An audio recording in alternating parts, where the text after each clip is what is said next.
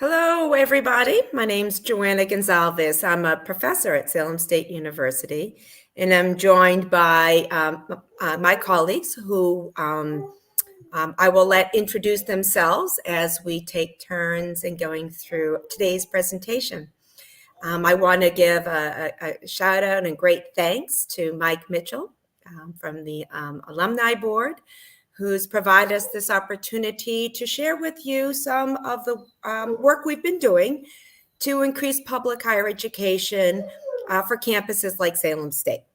To give you just a quick overview, we did this teach-in in April, and it was for students, faculty, staff, and other campus community members. We did it within the classroom. Some classrooms, we did 2 live presentations, and we have the great opportunity to show you our teach-in today. I'm going to go ahead and pull up the presentation.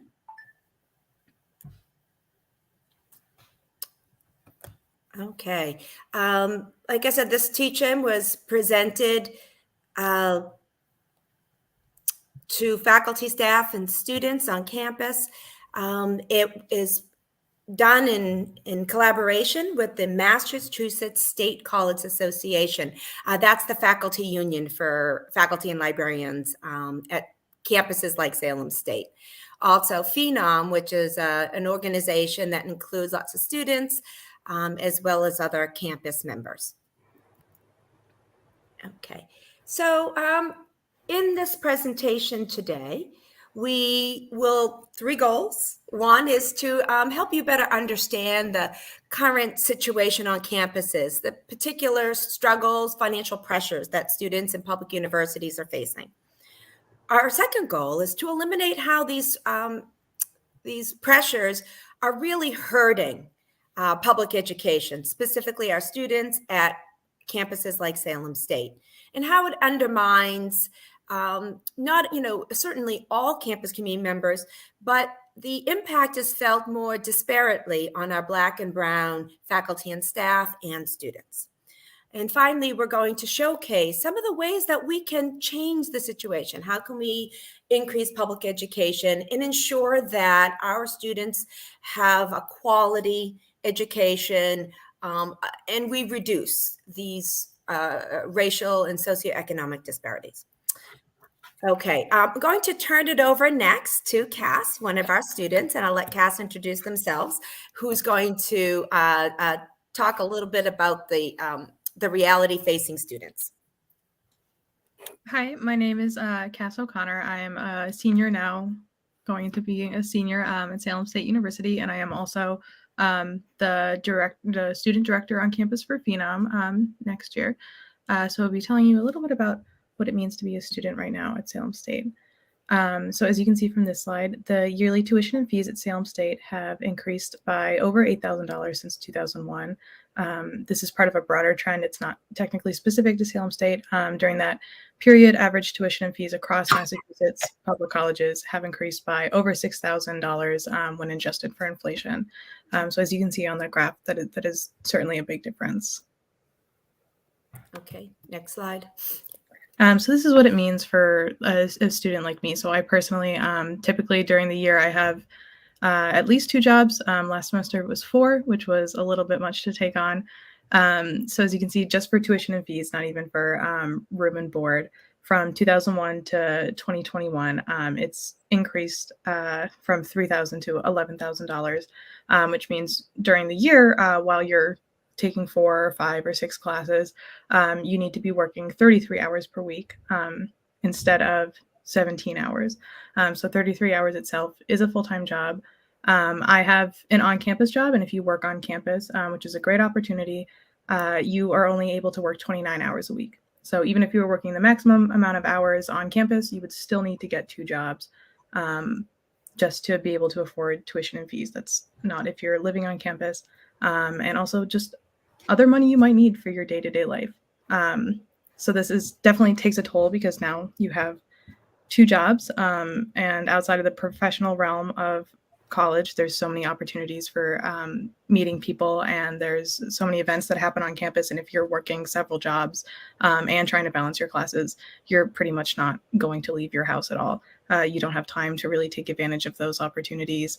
And it certainly takes a toll on your physical and mental health.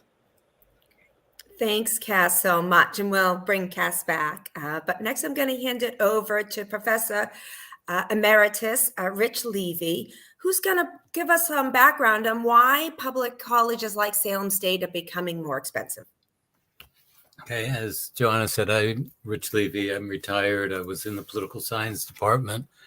But basically, there's been a really long-term trend of public support from the state governments for higher education declining. And what that's meant has been transferring costs or transferring taxes from those who are getting tax cuts to students who are getting higher fees and tuitions. Beyond that, colleges are increasingly responsible for a larger proportion of building construction and maintenance. Not too long ago, most buildings were paid for by the Commonwealth. Then auxiliary buildings started to be transferred so the individual colleges were responsible.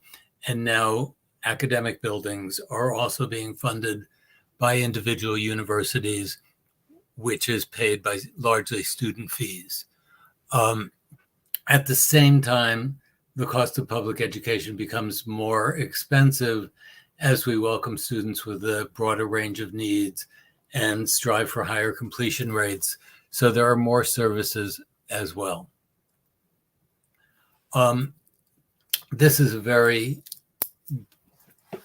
don't have to read it to you, but with waves going up and down, state support has declined by 8% from 2001 to 2020. So that's sort of a basic underlying framework for why there are increasing costs for students. What's really surprising, and most people don't know, is that because of the cutback in state funding, universities have had to increasingly borrow money to pay for dorms, parking facilities, the Gordon Performing Center, the athletic center, and that translates into additional fees for students. At Salem State, in 2022, a full-time student would be paying $3,316 a year just for debt service. And that comes out to about $12,000 a year, or some 30 to 40% of total student debt if somebody's lucky enough to graduate in 4 years. Another really important element is that this disproportionately hits Black and Latinx households because you start out with unequal household income, and this exacerbates it. For a white household, the cost of public higher education is 21% of the family income, which is not in any way trivial. But for Black households, it's 38%, and for Latinx households, 43%. So what you're seeing is additional pressure that makes it harder and harder for students of color to join or stay at public universities, including Salem State. Next one. Which is a wealthy state, but yet we have tremendous racial inequality when we think about affordability. Okay, I am going to talk briefly about how this is impacting student debt. Then we're going to hear from Cass. So, Cass pointed out that you'd have to work like over 30 hours a week just to pay tuition and fees. And if you needed to live on campus because of, trying to access the programs you needed, if they're located in Salem and you live in the central part, you really have no choice but to live on campus. And certainly you couldn't earn enough money to pay both your student fees and your housing costs. And so we get into the situation where the only way most of our students can actually pay their bills is to take out student debt. And as Cass mentioned, it does have has impacts. It limits what students can do when they're in school, but it has longer impacts as well. After you graduate, when you have a lot of student debt, you might not be able to buy a car or a home, maybe not right away, or maybe you won't be able to get that home ever. It deters entering a profession that maybe you want to be a teacher or a social worker. You want to work in the community, and yet you can't because you need to pay back those student loans. It might alter the kind of majors that you choose to pursue, not because you want to, but you feel you need to choose a major that's going to allow you to earn enough money just to make ends meet. And you have to pay your student debt. It's not dischargeable easily through bankruptcy. And, if you get behind on those debt payments, it's going to impact your credit ratings. And not only that, you can have your wages garnished. It can impact your ability to get a good credit check, to get rentals. So having the burden of student debt is seriously problematic. And it wasn't always as bad. If we take a look at what student debt levels were like adjusted for inflation, it was about 17,000. And now flash forward 20 years, and our students at Salem State University and other four-year universities in Massachusetts have over $30,000 on average in student debt. And as Rich said, there are inequalities in that our Black and Brown students actually have the borrowers have, those students have, as borrowers, more debt. So if you take a look at the difference between the 2000 versus 2018, what you see is that disparity between the white borrowers and our African-American borrowers that are depicted here on the screen is just getting much greater. And I'm going to turn over to Cass to talk about what this means in terms of campus climate and student success. Sure, thank you. So this general underfunding of universities, they really hurt student success for the same reasons that Joanna was just outlining. At four-year colleges, racially marginalized and first-generation students report lower rates of belonging and are at greater risk for degree success. For all students to feel welcome, campus climate must be engaging and culturally responsive, including students feeling their cultural wealth is valued. Research shows culturally responsive teaching and wraparound services improve student success, especially for students of color, but state funding cuts reduce these services. So if we already have barriers in place where it's much too expensive for minority students to come to Salem State, and then we were cutting funding for programs aimed to increase their success, we have a real problem that's been culminating here. A cut at Salem State has looked like during the pandemic in terms of, I know we're talking about sort of the impacts of when services were cut. One of the ones that comes to the top of my mind is mental health support. So that's been something that students desperately needed before the pandemic, and they certainly need through it and after it. And that's something that we are just not seeing come to us on campus in the amounts that we need it. Great, thank you. And yeah, it's really sad because that, if our students are in crisis and need support, can't get it, it means failing your classes or dropping out or lots of real negative outcomes. All right, Rich, I wonder if you can talk a little bit about what is in the horizon legislatively that could potentially help the situation. Okay, thanks. There are a couple of things that are possibilities, some more than others. The Cherish Act is a legislative action that would provide $500+ million in funding for public higher ed, and make sure that it never gets lower than the 2001 level. And it would importantly freeze tuition and fees for 5 years. Unfortunately, that act is in abeyance. It's not likely to pass this year, but it's getting closer each year. What is much more on the front burner is the Fair Share Amendment, which will be on the November ballot. It's a constitutional amendment that increases the tax on income over $1 million per year by 4 percentage points. So if somebody made $2 million, they would pay an extra $4,000. It's projected to raise $1.3 to $2 billion every year.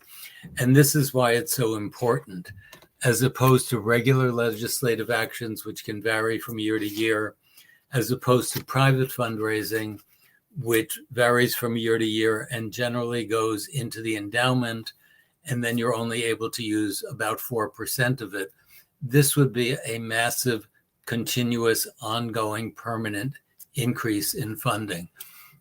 And since it is limited to public transportation and public education, this would mean the largest ongoing influx of funding for public higher education.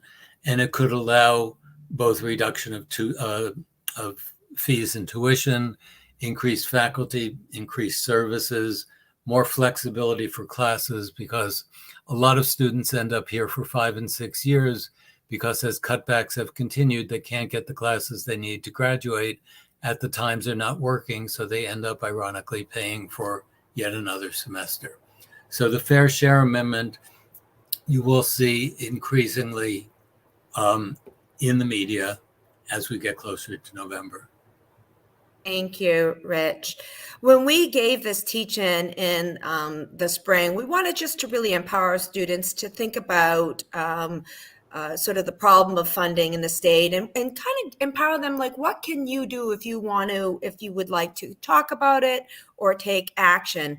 And so we developed this slide for students. And of course, actually, as former students, I would invite you to also consider, if you're interested in learning more, where can you get some information? So that's the first bullet. Really just educate yourself, particularly about the fair share ballot question and in fact, all the ballot questions that are going to be presented to you as voters in November. Here's a couple of websites of organizations that will be engaged in advocacy and are engaged in advocacy over different things. First, Phenom Cass is the president of the student chapter. And we also have a Center for Civic Engagement here at Salem State, which encourages students to become advocates, learn how to become advocates for the things they care about. If you are interested in learning more or to communicate about fair share or other acts of legislation, we urge you to contact your state legislators and start a conversation about why we need more public higher ed funding. You can talk to President Keenan and the Board of Trustees and with our student leaders to also advocate. And as recent alums, if any of you have student debt, one thing we can do to kind of help you out, given that you may have paid high tuition and fees and housing, is some student debt cancellation would help a couple of generations of students be able to get on the footing they need to have and enjoy the same type of lifestyle that generations prior to them had upon getting their degrees and entering the professions without the burden of the student debt. And certainly we would encourage you to learn more about fair share, about this teach-in, and share on social media. We also always at these forums encourage our students to exercise their right to vote and become active citizens. Lots of work cited. And with this, I'm going to stop the screen share.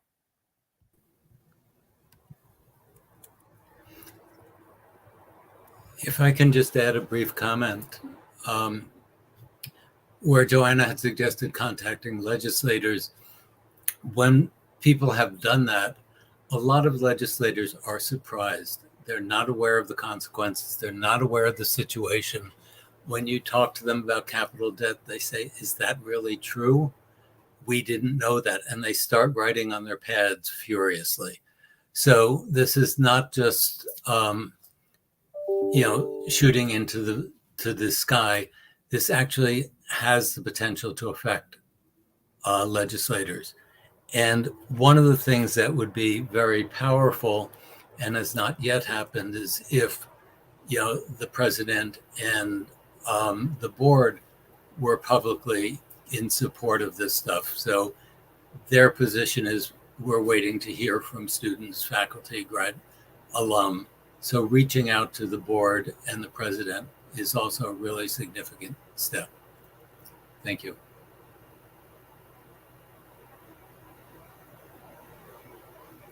At this point, very much for anyone who's out there maybe listening and watching today's program, I will invite you to ask us questions or make comments, and you can do so by typing into the chat.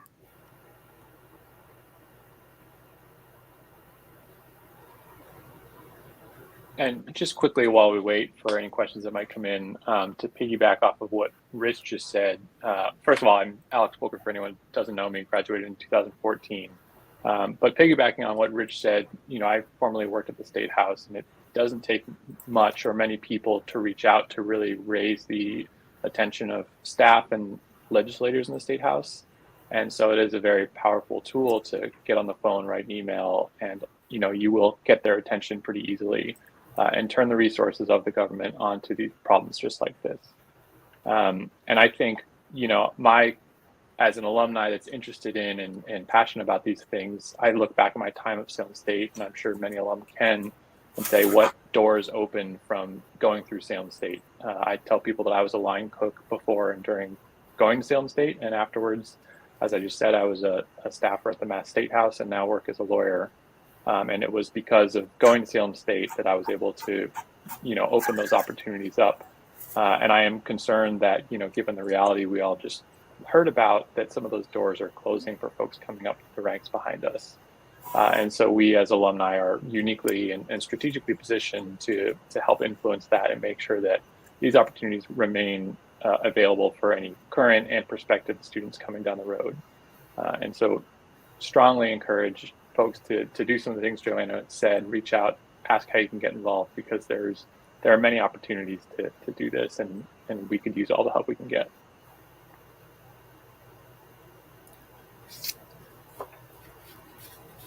I'd like to echo your comments, Alex. I'm an alum, not of Salem State, but of another public campus, UMass Amherst. And I also reflect back on my days when I was there, and I had a job while I was in school. I was serving ice cream, and I also worked at a taqueria. I worked a lot. I worked about 20 hours a week, but I was responsible for my housing, my books.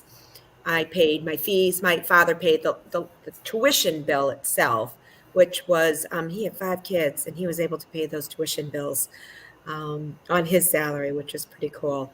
But I graduated without student debt.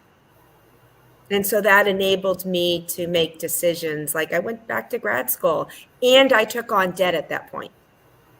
But I wasn't, there were no obstacles for me to continue to pursue my higher ed degree.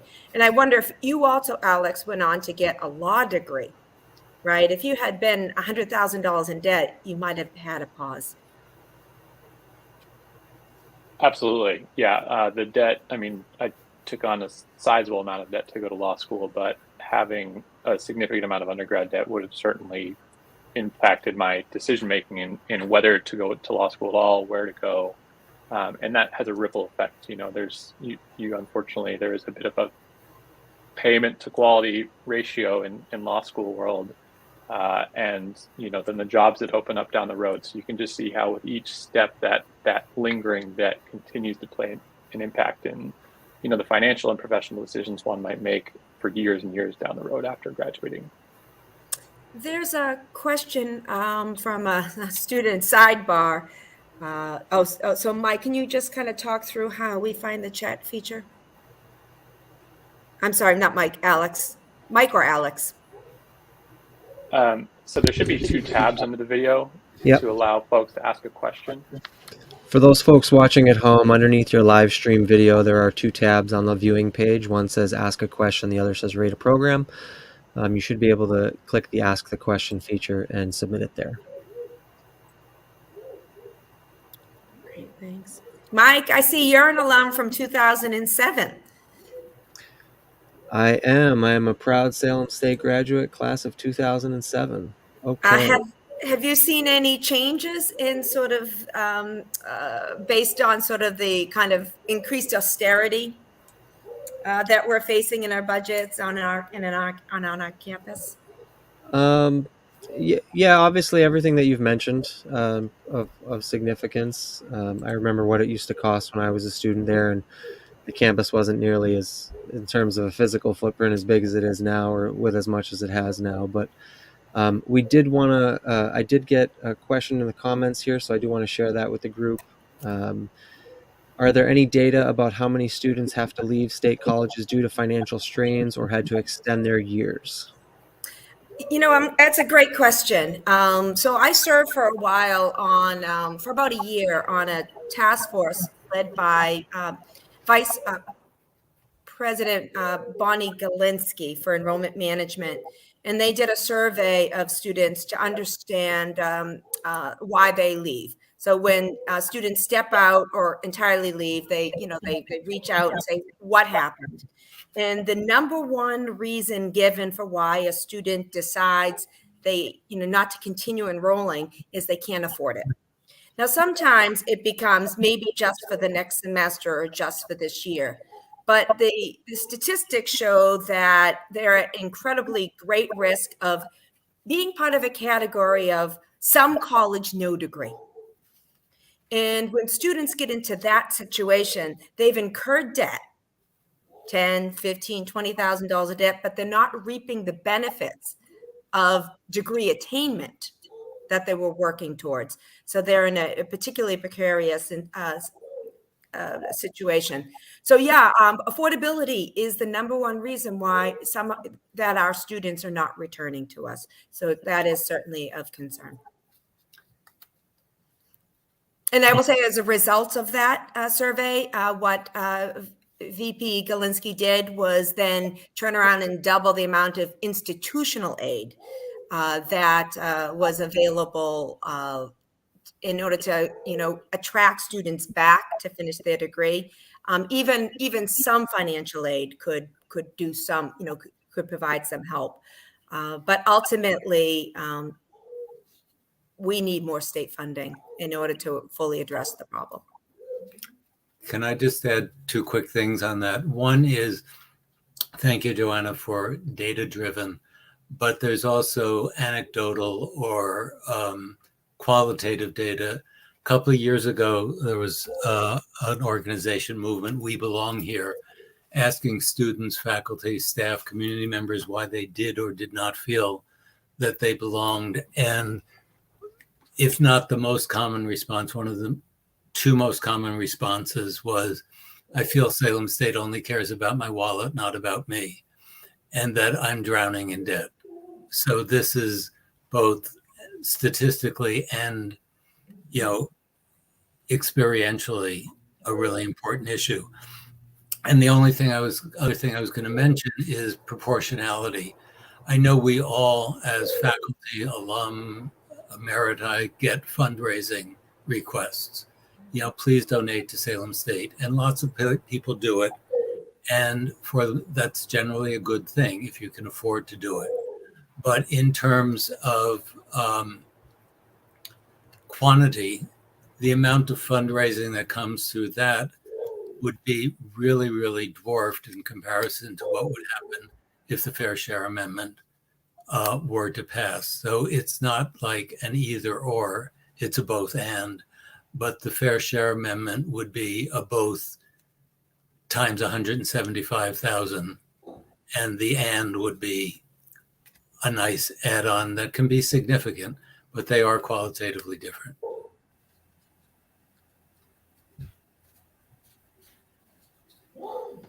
If I could maybe add something a little bit anecdotal about that.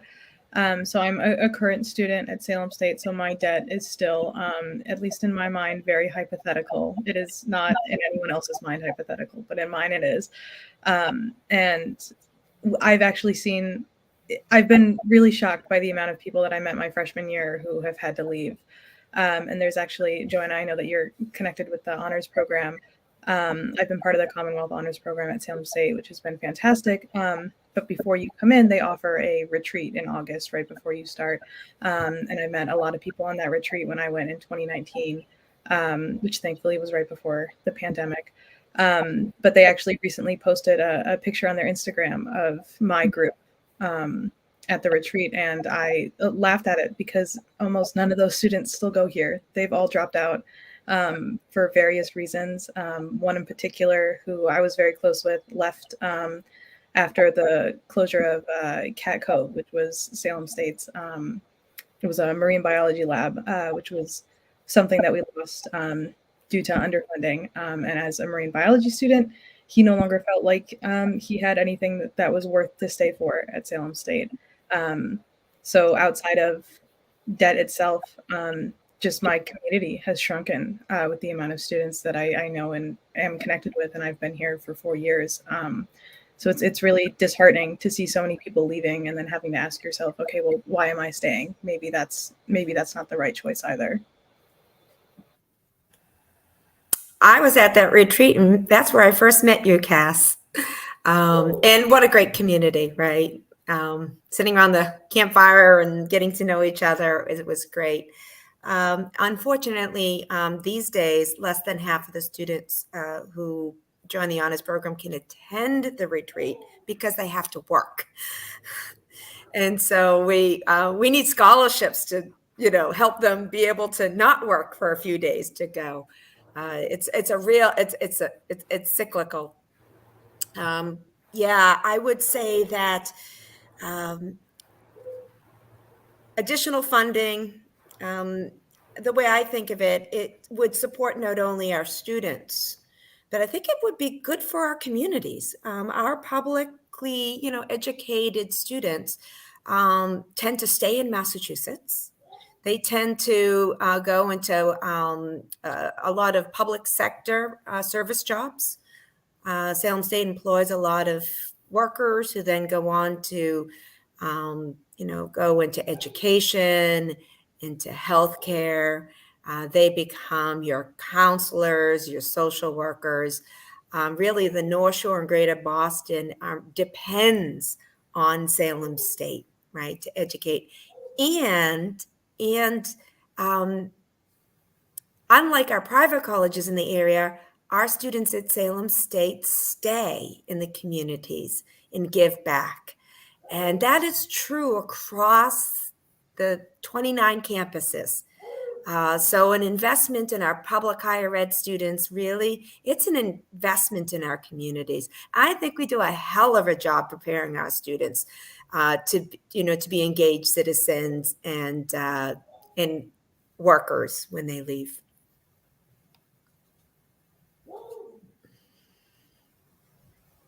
So I wonder, maybe we can just do some final thoughts unless we have additional questions, Mike.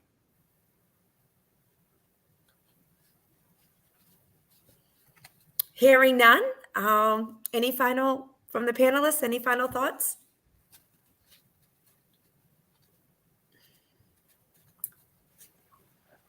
I would just say, as an alum, now a few years out, looking for a passion project, reaching back out. And again, as I said earlier, Salem State was monumental in terms of giving some momentum into my professional life, and wanting to make sure that path remains available for everyone who wants to tread it behind me.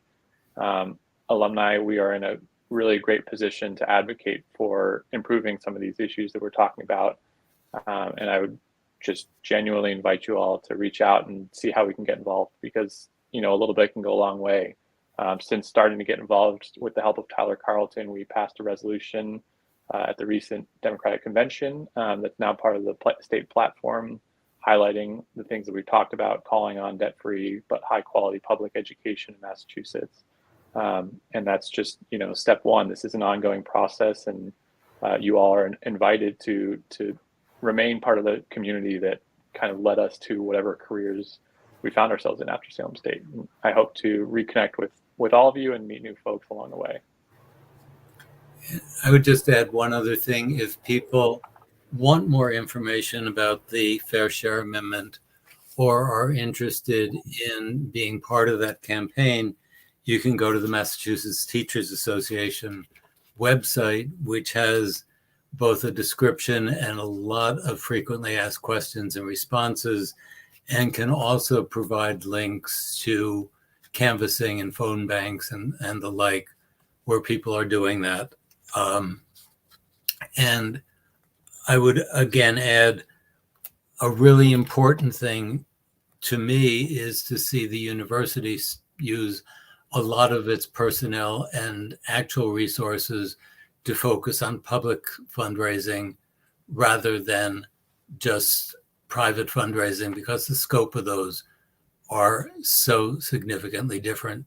So if you are talking to anybody on the board, if you are talking to the president, it would be really, really useful to bring up, what can they do or are they doing to increase the likelihood of increased public funding?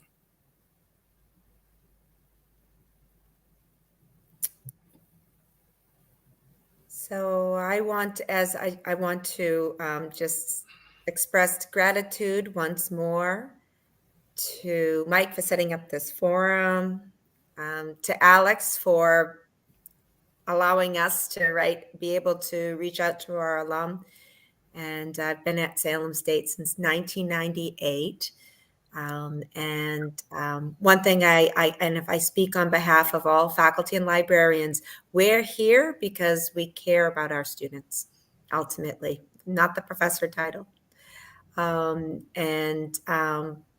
We hope that you've enjoyed your education, you benefited from your education at Salem State, and we would very much like to work with you on how we can make sure our future students get the same wonderful quality education that you got.